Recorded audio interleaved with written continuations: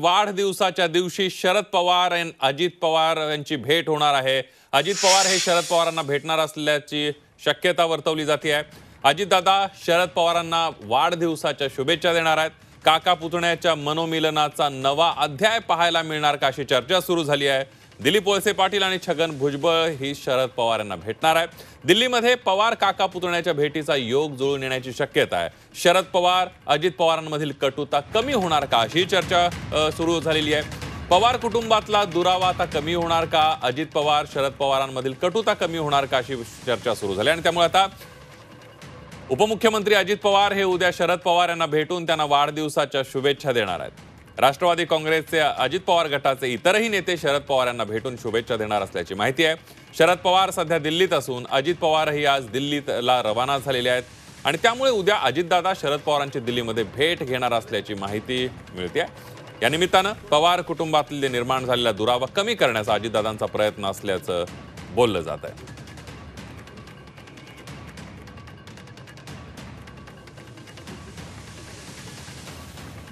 आणि याविषयी अधिक माहितीसाठी जाऊयात आपले प्रतिनिधी कृष्णात पाटील आपल्या सोबत आहेत। कृष्णात आपण बघतोय आणि त्याचबरोबर दिल्लीवरून उर्वशी खोना सुद्धा आपल्या सोबत आहेत। या सगळ्या भेटीगाठींबद्दल दोघांकडूनही जाणून घेणार आहोत। पहिल्यांदा जाऊयात कृष्णातकडे। कृष्णात आपण बघतोय की अजितदादा दिल्लीला रवाना झालेले आहेत आणि ते उद्या वाढदिवसानिमित्त शरद पवारांची भेट घेतील, त्यांना शुभेच्छा देशील अशी माहिती मिळते। काय सांगाल सविस्तर? अजित पवार आपल्या कुटुंबियांसह दिल्लीला रवाना झालेले आहेत। जरी अमित शहा यांच्यासोबतची बैठक ही होणार असली तरी आज ते दिल्लीतच थांबणार आहेत आणि उद्या शरद पवार यांचा वाढदिवस आहे आणि या वाढदिवसाच्या निमित्त शुभेच्छा देण्यासाठी संपूर्ण पवार कुटुंबीय हे शरद पवार यांना भेटण्याची शक्यता वर्तवली जात आहे। त्याचबरोबर राष्ट्रवादी अजित पवार गटाचे आणखी वरिष्ठ नेते देखील हे शरद पवार यांना भेटून शुभेच्छा देऊ शकतात।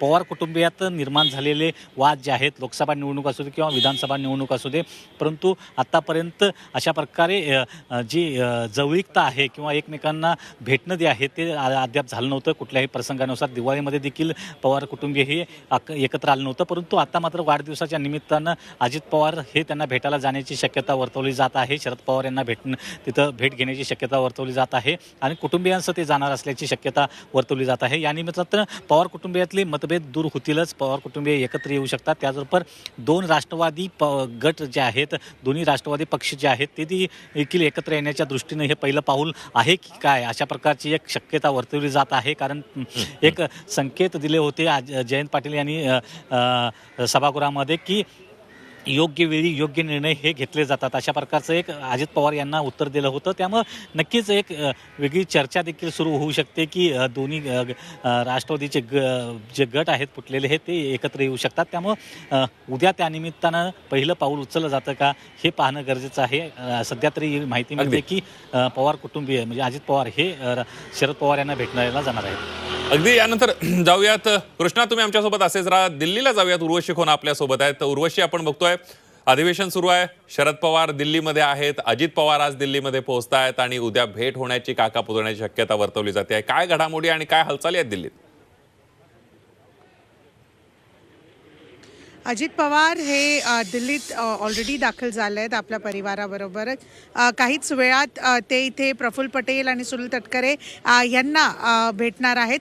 पण ज्या प्रकाराने कृष्णात यांनी सांगितलं की जयंत पाटलांनी योग्य वेळ योग्य निर्णय घेतला जाईल, हे ज्या प्रकाराने सांगितलं ते उद्याच होतं का हे बघणं ठरेल। हे उद्या 6 जनपद जे म्हणजे शरद पवार यांचं दिल्लीचा निवासस्थान आहे, तिथे अजित पवार आपल्या परिवारसह पोचून हीच ती योग्य वेळ आणि हाच तो योग्य निर्णय असं ठरवतात का, सिद्ध करतात का, हे बघणं ठरेल। संदीप, एक खूप महत्त्वाची गोष्ट म्हणजे ही 9 तारखेला शाप आपण बघितलेलं की 1.5 वर्षापूर्वी ज्या प्रकाराने अजित पवार यांनी आपल्या काकांच्या पार्टीला घेऊन एक सिद्ध करण्याचा जो प्रयत्न केला, मग तो नाव असेल, चिन्ह असेल, त्या सगळ्या गोष्टींना घेऊन आज तो दुरावा मिटतो का? एक न्यायालयात पण हा भांडण गेलेला, तिथेही चिन्ह आणि नावाला घेऊन, पार्टीच्या नावाला घेऊन पूर्ण फाईट सुरू आहे। पण आता हा दुरावा मिटतो का?